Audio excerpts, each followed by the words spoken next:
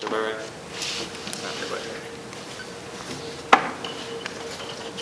It's call to order the Paintsville Historical Association regular meeting for January 20th, 4 p.m. That's all I can see. Roll call. I can see it. Jerry Daniel. Here. Kay Hall. Here. Connie Bays. Here. Adam Priest. Here. Andrea Dixon. Here. Chase Cottle. Mike Short. Okay. Back to the first item is approval of minutes of the regular meeting for December the 16th. I make a motion that we approve the minutes of the regular meeting for December 16th. Second. All in favor? All opposed? Okay, next, approval of financial report and payment of bills for December 2019. I make a recommendation that we approve the financial report and payment of bills for December. Second. All in favor? Opposed? The next is the update of homepage for Josh Johnson. Since our last board meeting, we've got 99% of the Christmas stuff took down.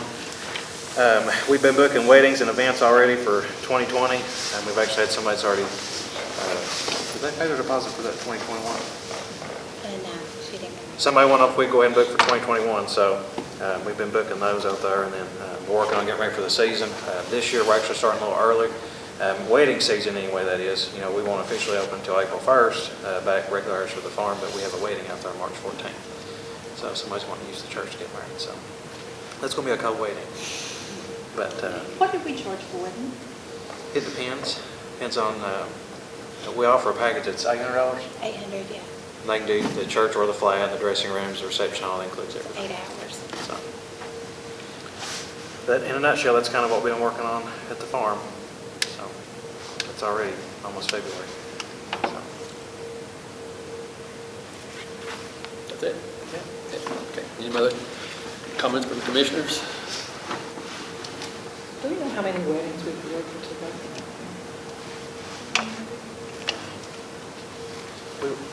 it's in the 20s. We'd do 35 like we did in 18, but we done, if I was guessing, probably about 27, 28 out there.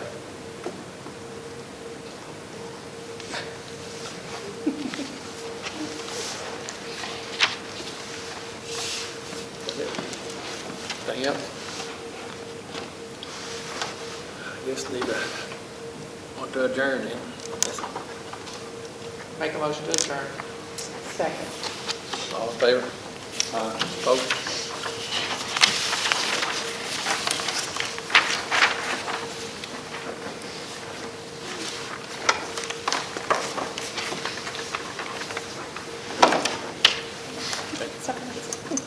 Call to order the Paintsville Tourism Commission meeting for Monday, January 20th, 2020. And roll call. Jerry Daniel. Here. Kay Hall. Here. Connie Bays. Here. Adam Priest. Here. Andrea Dixon. Here. Chase Cottle. Mike Short.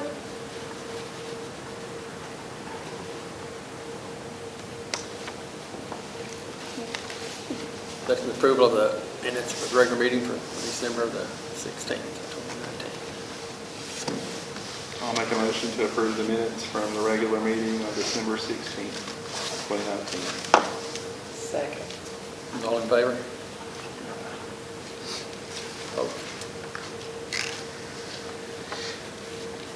Next is approval of financial reports and payment of bills for December of 2019. Make a motion for approval of financial report and payment of bills for December 2019. Second. All in favor? Opposed?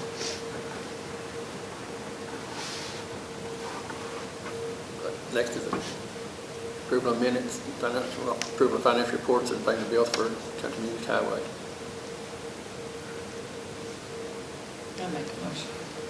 Approval of financial reports and payment of bills for Country Music Highway. I'll second. All in favor? Opposed? Old business.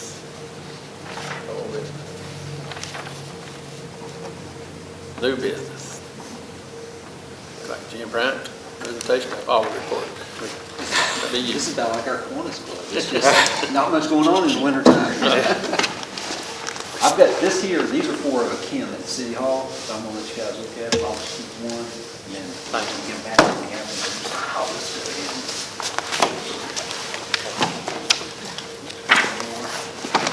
This is the city audit, of course. Your portion of the audit is Kim with the cities.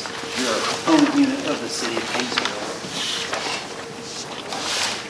So anyway, and like I think Josh was at the meeting last Monday when I presented the city audit, and I went over the auditor's report and explained to them that the financials, there were no issues, there's an unmodified opinion, there were no issues with the financial statements during my audit, and that the financial statements here present fairly the financial position of the city of Paintsville, Kentucky, which included the Paintsville Tourism. Just if you look over on page 48, I'm going to go over the tourism's revenues and expenses for 2019. And they were fairly similar to 2018. You'll see under the actual column, your total revenues for the Paintsville Tourism were $870,415 last year, down a little bit from $872,115 the prior year. Restaurant tax was up. It was $720,568. It was up from $717,000. Motel tax, room occupancy tax, it was $62,006. It was up from $57,799 the prior year. And I jotted these numbers down for you. You won't have these prior numbers. Country Music Museum's revenues were $34,637 last year. They were down from about $56,000 the prior year. So I don't know if there was just less stuff going on at the museum than what last year. Anyway, but like I said, the total revenues are $870,000, pretty much in line with the prior year overall. Total expenditures down the bottom, you'll see $576,478. That was down from $601,069, and that was primarily due to payroll expenses and wages being down. Of course, my net and so forth. So this past year, for fiscal year in June 30, 2019, your payroll, wages, and expenses were $186,857. For the year in June 30 of 18, they were $228,604. So you had a savings of almost $42,000 in payroll costs last year. So anyway, that being said, you had an excess of revenues over expenditures of $293,937 for June 30, 2019, which was up from $271,046 prior year. You had some proceeds from insurance, $11,917 over on page 49. And you had a transfer out to general fund of $277,770. And you see you had a net change in fund balance, or an increase in fund balance of $28,084 for the year, bringing your fund balance from $176,834 to $204,918. Any questions on revenues, expenses? If not, you look over, kind of briefly look over on page 5. This is the balance sheet. The second column over, you'll see the Paintsville Tourism Commission. Your total assets. Now this is just the fund accounting. This doesn't include government-wide. Your government-wide will have your properties that you own, like the Stafford House, the SIP Center, and so forth like that, SIP Theater. Anyway, this is just your fund balance sheet. You had total assets of $216,352, which was all cash.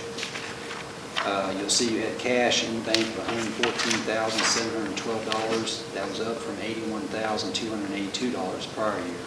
And your CD, which you have, was just accumulating interest, it was $101,640. The total liabilities, not including the Stafford House loan, is $11,434. You got some accounts payables, accrued payroll taxes, and you owe the general fund $4,733. And you can see there, goes back, balances back to your fund balance I just mentioned, $204,918. So, Paintsville Tourism, I mean, you're good. You got money in the bank. You got positive fund balance. Bills being paid on time in a timely manner. And I don't see any issues with the financial position of the Paintsville Tourism. So, it's short and sweet. Sounds good. Painless. Yeah. So, if there's any questions, I mean, I can try to answer them for you. If not, I don't have any. Anybody else?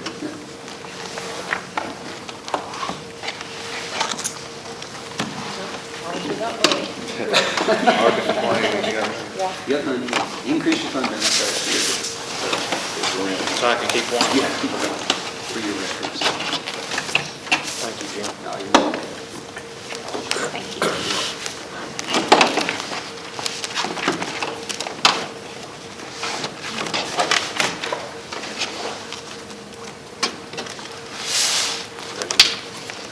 Like next, we got the heating and cooling for the Stafford House. Okay, so I got some quotes on putting some central heating and air at the Stafford House. I got 3 different quotes, one from Big Sandy Heating and Cooling, one from Burchett's, and one from, used to be Skurlock's, is now called Polar Bear. All 3 are totally different. I wanted to directly go over those with you all. Big Sandy Heating and Cooling offered a 90,000 BTU split horizontal gas furnace using our existing ductwork that's already in the house for a quote of $7,998. Burchett's gave me 2 different scenarios. One is with an 80,000 BTU 3.5 ton train for $10,900. And then they offered us a Goodman 80,000 BTU 3.5 ton for $10,100. And then Polar Bear's estimate was for a 100,000 BTU gas furnace for $8,665. What brand is it?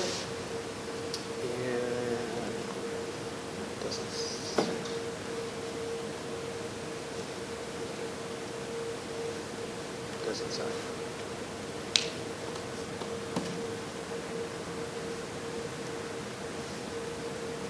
I do know that the only one that said that we could use our existing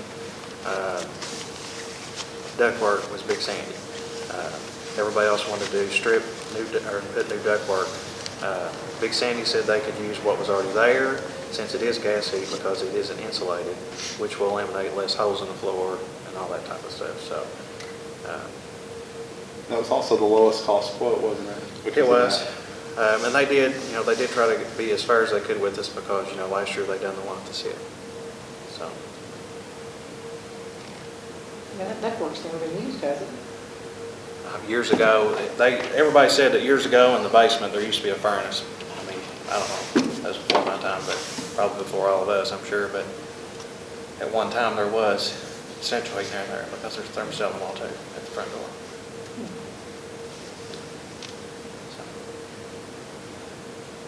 I know the heat situation that we've got over there right now is not working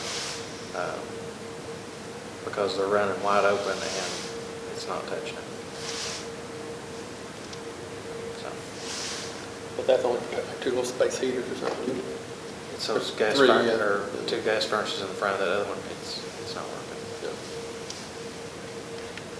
So, no, I still gotta do that. It's gotta be winterized. So, if today didn't kill me. So, what is your all's thoughts on it? Well, personally, I think we need to do it. I mean, we can vote on which one, and since Big Sandy is going to use what's existing, and they are the cheapest, They do a good job. Yeah.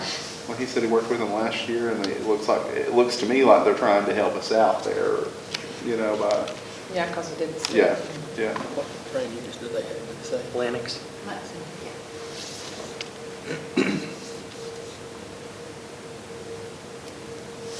So, I mean, I think we need to go ahead and do it. Because, I mean, we're stuck with Stafford. Well, we're wanting to utilize it more. And we need We've to talked about that in the utilize it, yes, past, for the yeah. first look at it. And I think that Well- would What be, does it?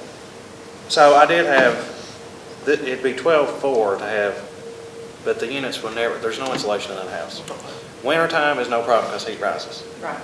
In the summertime, the best solution, because this was just to have, they call it a split unit, and there's 2 bedrooms upstairs, so I could use it for dressing or whatever. This is what that would cost. It'd be another $12,490 just to have air in those upstairs. Temporarily, if we get to where people start using the house for dressing rooms and stuff, we've got we currently have 2 window units, that's air conditioners that we use downstairs. This would more than cool downstairs, and then if, upstairs, you could always use the window unit, or later on if we decide to do this, but that's for first floor. So what's the total cost for all, 12? 12.49 plus, that'd be 20,000. To be about. You can move those 2 bottom units upstairs and pretty much take care of that, the cooling. It stays warm up there anyway, if you got to heat downstairs, it just, Well, in that house, there's a few vents that it looks like a return in the floor, but it's not. It's a fancy hole in the floor so he can rise to the upstairs. Like by the beds upstairs and stuff, you can see them. They're mounted on the side of the wall where he comes up downstairs.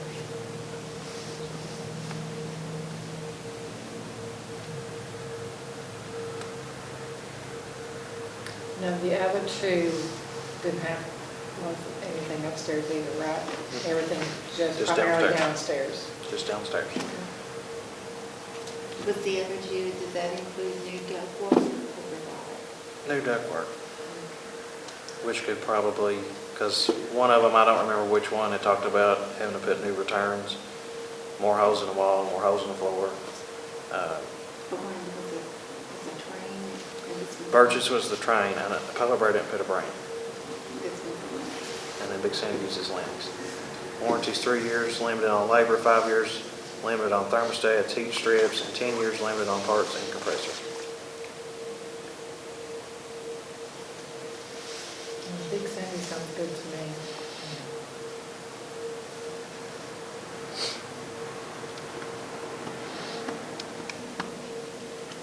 We have worked with them before, so, I think. No, they're great. I mean, they've done a great job with the seal. Oh, Yeah. yeah, that should be it. I'll second. all in favor?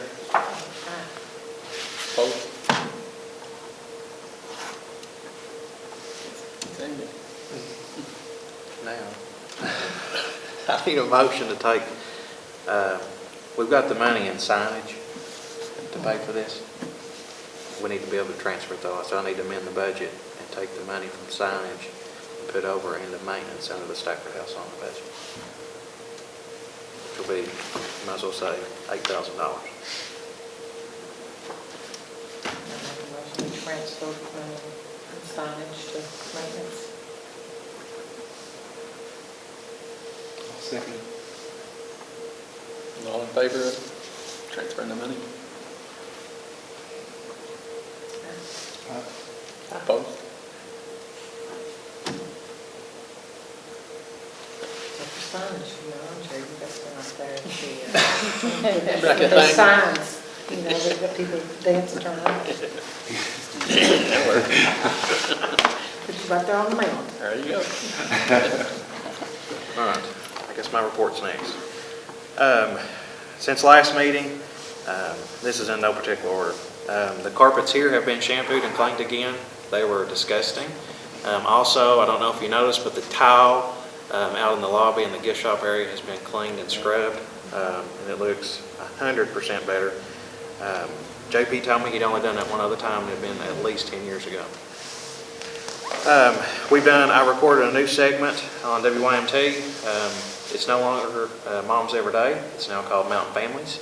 They actually came here last week, and we recorded it out in the museum. They do it on Zing now. So we've got a new segment that will replace the old one that I done for Moms Every Day, promoting the things we've got upcoming on WYMT. We've been booking stuff at the SIP. I booked 2 Valentine's shows with Amy Conley next month. Emily has already gave me her dates for spring and winter, and so has Main Street Players. We've got a couple getting married in September. We'll have a wedding at the SIP, so we've been booking quite a bit at the SIP. Same thing here at the museum. We've been booking several events. I think April's full. March is almost full.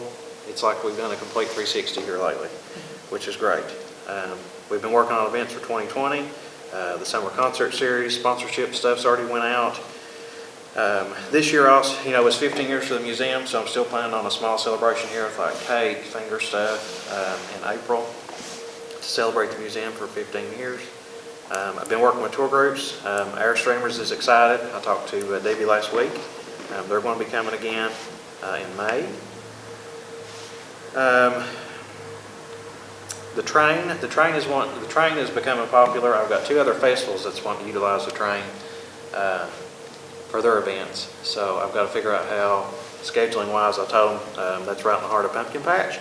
So I know one of them was Blaine and the other one was Louisa. September Fest, is that what it's called? I think so. So that's exciting. Of course, the travel shows are coming up. We've got one next month in February, and then I've got Travel South in March. So that's kind of what we've been doing. The new calendars came out from Paintsville Herald in the newspaper Saturday. We provided the picture that's on the front of the Laura Lynn house that John Michael took. And then we have an ad in there for June as well to promote all of our facilities for weddings and events. So Y'all did a wedding show, didn't you? we had a bridal show first Sunday of the month in Paintsville. The East Kentucky Bridal Show went really good. We've actually been getting some feedback from that, which is really good. We gave away a door prize to a girl that lives in Elkhorn City. Elkhorn City. So they're going to, they're more than likely going to come and do a wedding here. So we've been really busy with weddings. It's in the water this year, which is good. So that's kind of what we've been doing since last board meeting. Any questions for me?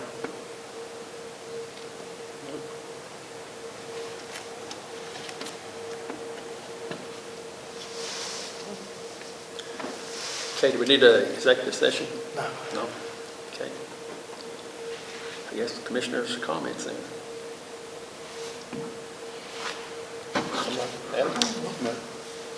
Other than our sponsorships were really nice this year, and I hope it'll be nice again next year. Because that's what paid for everything we did in the summer. I've already booked 2 outdoor concerts that I'm waiting to hear from this other group, so we've got that going.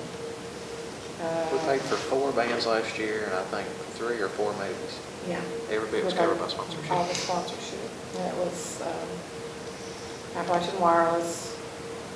BB&T, People's Bank, City National, Community Trust, Port of Banks Bowling Shop, Foothills, Brady Industry. So we do really good. And what happens is we turn around, that may goes right back into the community because we did the baseball tournament, City Between the Lakes. We've already done a basketball tournament this year for the girls.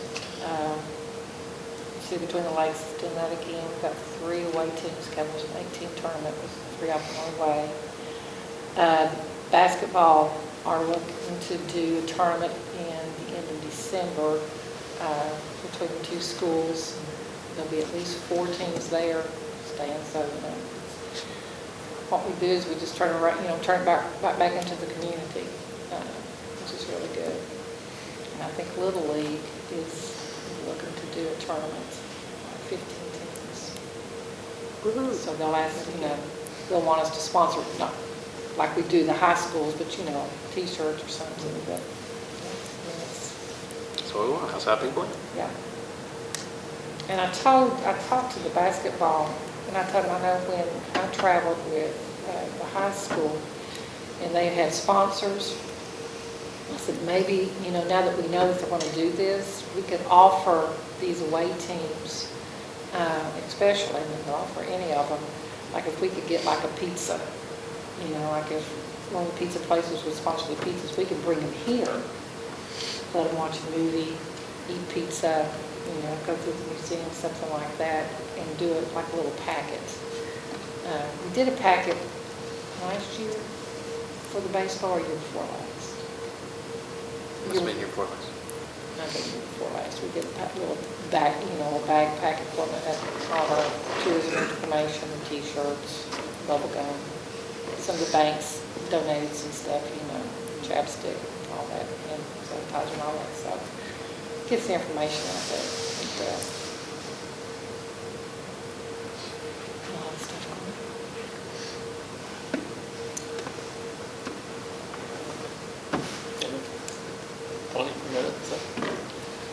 You back these first teams up.